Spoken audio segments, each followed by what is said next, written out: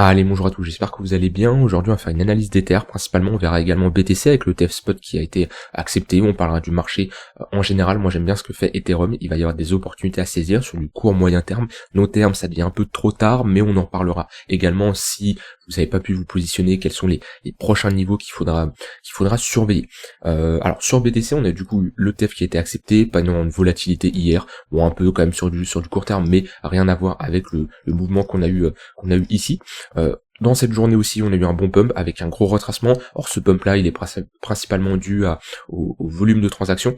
Et c'est où voilà, le volume de transactions des ETF dépasse 1 milliard en quelques minutes, voire plus 2 milliards dans l'heure, voire dans les premières minutes. Donc voilà, c'était assez rapide. Maintenant, voilà, on voit que le BTC corrige. Moi, je vous le dis depuis un moment, le BTC ne m'intéresse plus.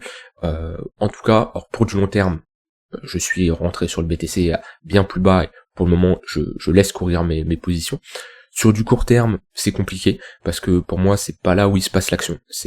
Alors je dis ça, mais bon, il se passe quand même pas mal de choses ces derniers jours, mais voilà, je le vois, franchement je le vois, et cette rotation des capitaux, elle est en train de se faire, on voit la Bitcoin dominance qui chute, on a une très bonne réaction d'Ether.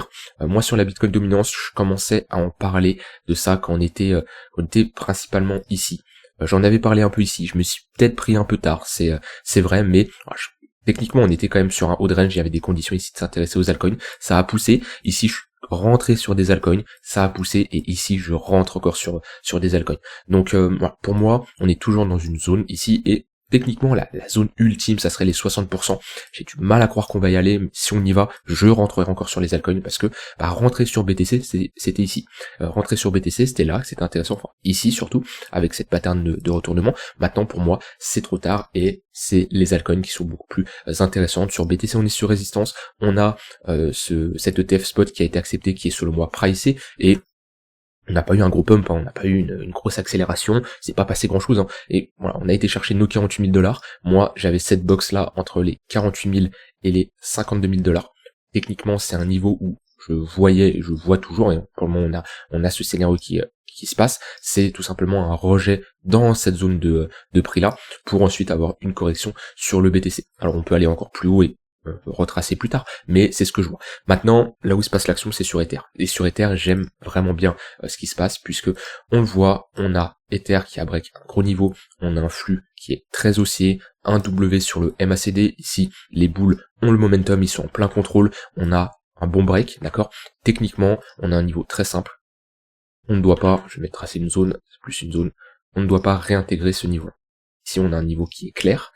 Ici, si en daily, on réintègre et clôture sous ce niveau-là, on a une invalidation selon moi, et un gros épuisement. C'est-à-dire que les vendeurs auraient récupéré clairement le contrôle, on comblerait et on retracerait de plus de 50% de cette bougie-là, on clôture en dessous. Pour moi, si on clôture sous cette bougie-là, c'est vraiment, je vais être précis, on a une clôture daily sous cette bougie-là, pour moi c'est pas terrible, et on aurait une invalidation de la tendance haussière, du momentum bullish sur Ether. Pour le moment, on est toujours dans une tendance haussière. On a eu ici un range, on l'a cassé à la hausse, on refait un range, enfin un petit range ici. Rappelez-vous, hein, les ranges précédés par des tendances haussières ont plus de chances de casser à la hausse. Ici, on refait un range, etc., etc. Les ranges précédés par des tendances haussières ont plus de chances de casser à la hausse. Donc ne cherchez pas à short. Oui, quand on est sur des résistances, c'est beaucoup plus compliqué. C'est-à-dire que si on a quelque chose comme ça, ici, hop, et on a un range, ok, là ça peut être intéressant de jouer de la continuation de tendance, mais quand on arrive ici, oui, je sais que c'est beaucoup plus compliqué de jouer la continuation de tendance parce qu'on est sur une résistance majeure, mais pour le moment, moi ce que j'observe, sans regarder le passé, hein, sans regarder où on était, les 2400 $, c'était un niveau de résistance. On l'avait vu plusieurs fois, mais on l'a break ce niveau-là. Là, pour moi, j'ai un break qui est clair, on attendra la clôture weekly pour vraiment confirmer, mais voilà, cette zone des 0,382, c'est pour ça que ce range-là, il était beaucoup plus délicat sur Ether, parce qu'on était dans une situation où, oui, on a plus de chances de break à la hausse parce qu'on est précédé par une tendance haussière, mais on est quand même sur un niveau clé majeur, les 2400 $. Pour moi, ce niveau-là, on l'a break. On est sorti de ce range-là, ok, le niveau, il est clair, d'accord, il est pas compliqué à tracer. Si on a des acheteurs, si on a des acheteurs qui accompagnent cette tendance, si on a un marché qui est bull, surtout sur Ether, pour moi ce niveau-là ne doit pas être réintégré. Donc moi, actuellement, sur du court terme, moyen terme, long terme, j'ai un biais bullish sur Ether qui s'invalidera sur du court terme en tout cas si on clôture en dessous de ce niveau-là. Parce qu'on a aucune raison de revenir chercher ce niveau-là. Alors quand je dis sur du court terme, bon, sur du moyen terme. Sur du moyen terme, j'ai un biais boule, parce que sur du 1 heure, on peut être bien sûr dans une tendance baissière, mais voilà, globalement sur du daily, on va plutôt parler en unité de temps, sur du daily, tant qu'on est au-dessus de ce niveau-là, je chercherai clairement des longues sur du court moyen terme. Les moyennes mobiles sont orientées à la hausse.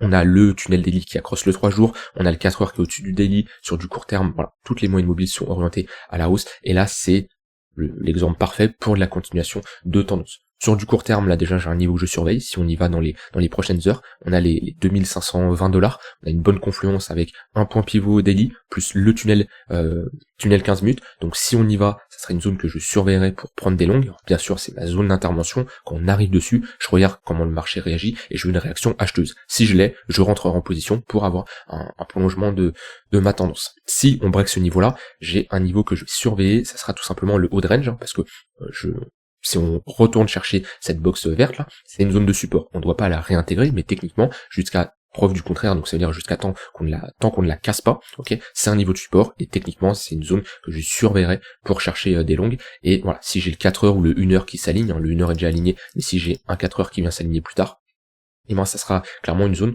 que je surveillerai également. Voilà, sur Ether, comme je dis, pour moi ici on a une bonne réaction du marché.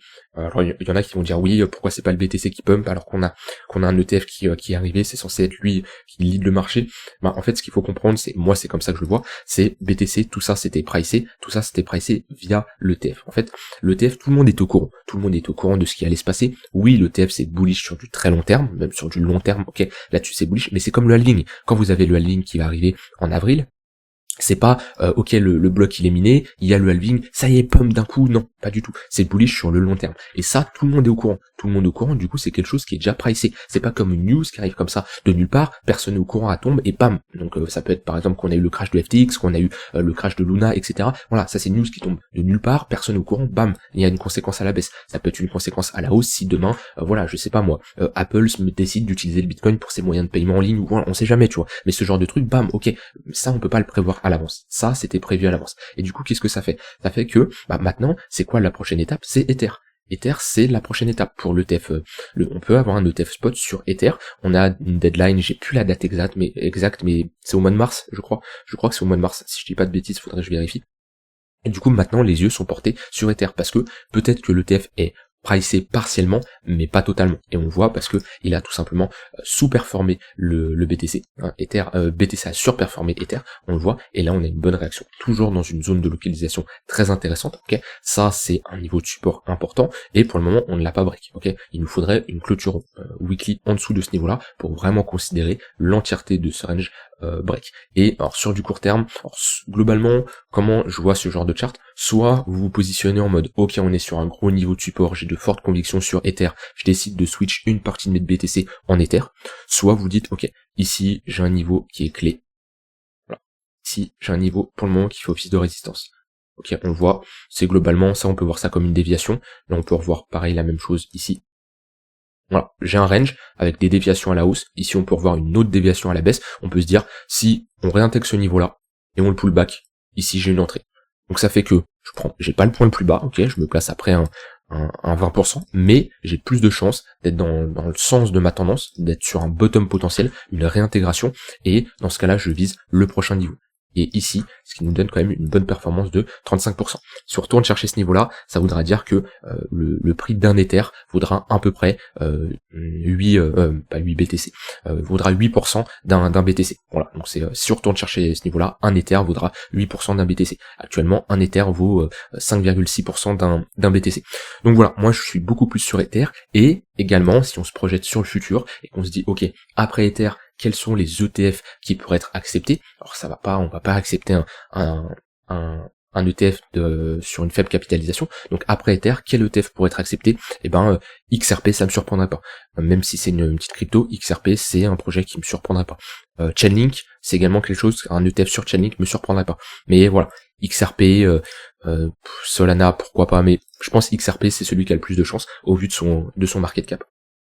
Donc voilà, ça peut être pareil un play, ou au moment où on a le TF spot Ether qui arrive, s'il est accepté, et ben on se concentre sur la prochaine crypto. Alors là, ça serait plutôt sur du court terme, hein, ce genre de situation, un court moyen terme, mais on pourrait avoir un XRP qui en profite, tout simplement.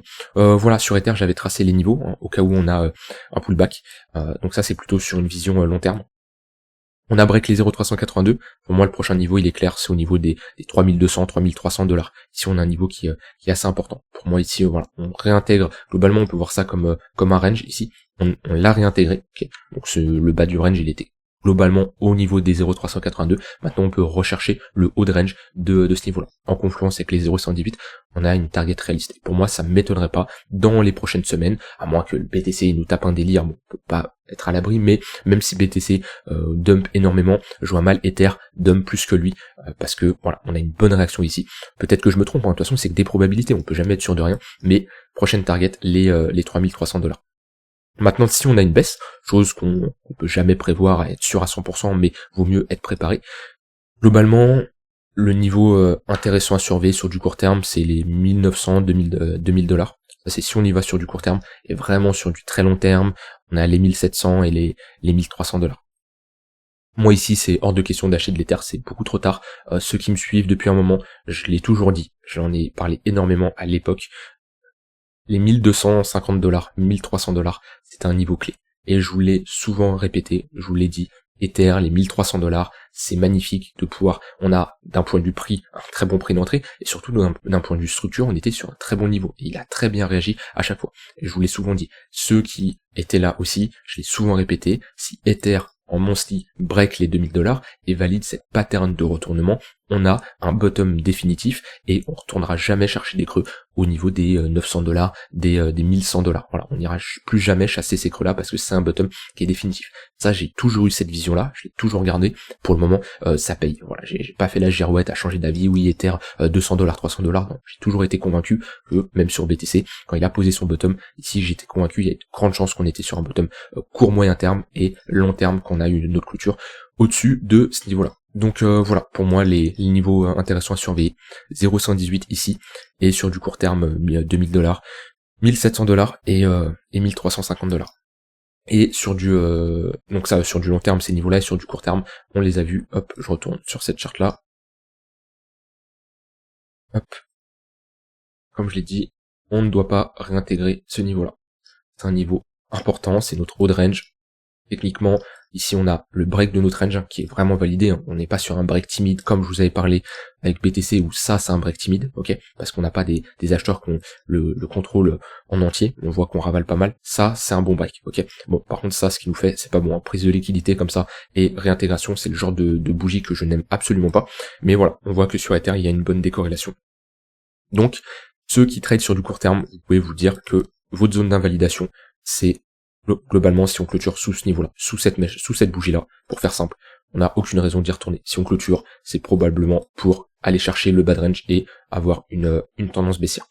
Voilà, donc tous les replis dans les moyennes mobiles sont des opportunités d'achat. Les replis sur ces niveaux ici, c'est des opportunités d'achat jusqu'à preuve du contraire. Ça veut dire juste qu'on a une confirmation technique qu'on a un affaiblissement.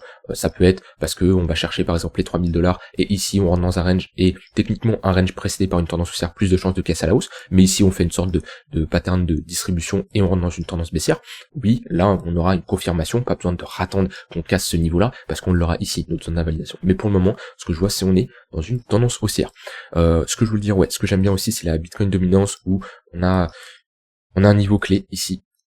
Hop, alors déjà, on voit que sur du court terme, on est rentré sur une phase où les moyennes mobiles commencent à être plates. Le 4 heures est plat, le 1 heure, bon, il est collé au prix, mais surtout, c'est le 4 heures qui est plat, qui était bien haussier ces dernières semaines, ces derniers jours. Ok. On a un tunnel daily qui a fait office de support, mais moi, ce que je vais surveiller, c'est si on break ce niveau-là. Ici, déjà, si on réintègre ce niveau-là, mais surtout ce niveau-là. Ici, on aura déjà une pattern de M-top, ok, en weekly même. On l'a en weekly. Hop, s'il peut bien se mettre. Tac, tac, tac. Il galère, ok, parfait. On a ici un M-top. Et on peut voir même une épaule, tête, épaule. Épaule, tête, épaule, ok. Si on break ce niveau-là, pour moi, on a vraiment la confirmation.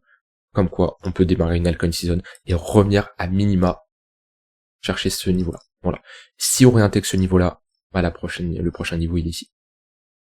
Voilà, donc voilà. Soit il y a plusieurs façons de se placer, hein. Soit vous attendez vraiment d'avoir les probabilités de votre côté, c'est en breakant ce niveau-là, le niveau des globalement des 50% de Bitcoin dominance avec cette pattern de distribution. Soit comme moi j'ai peut-être fait l'erreur de me placer un peu tôt. J'ai commencé ici, ok, j'ai commencé ici, j'ai continué ici, j'ai continué ici, mais voilà, ça me permet de rentrer en plusieurs fois. On peut jamais être sûr, hein, même si on break de ce niveau-là, que ça y est c'est le top, mais voilà, moi ça fait un moment que j'en parle, ça fait un moment que je dis que pour moi la Bitcoin dominance, on est sur des niveaux assez hauts. Maintenant que le TF spot est passé, on va voir comment le marché réagit, mais pour moi je suis pas dire je suis sûr à 100%, mais j'ai de fortes convictions que actuellement ce qui là où les yeux vont être rivés, c'est sur Ether et sur les altcoins. Voilà, rien d'autre à ajouter de plus, n'hésitez pas à me donner votre avis. En tout cas, cette acceptation de l'ETF spot, ça reste assez encourageant. Alors il y en a qui vont dire que c'est négatif parce que ça centralise trop la chose, que voilà, on se conforme trop à la finance traditionnelle, etc. Ça rajoute quand même de la liquidité sur le marché. Voilà. Après, pour moi c'était inévitable, même si c'était repoussé encore ici, ça aurait été accepté dans les prochains mois. Voilà, je vous souhaite une très bonne fin de journée, n'hésitez pas à me dire ce que vous en pensez, n'hésitez pas également à rejoindre le groupe Discord, et on se dit à demain pour une prochaine vidéo. Bye bye.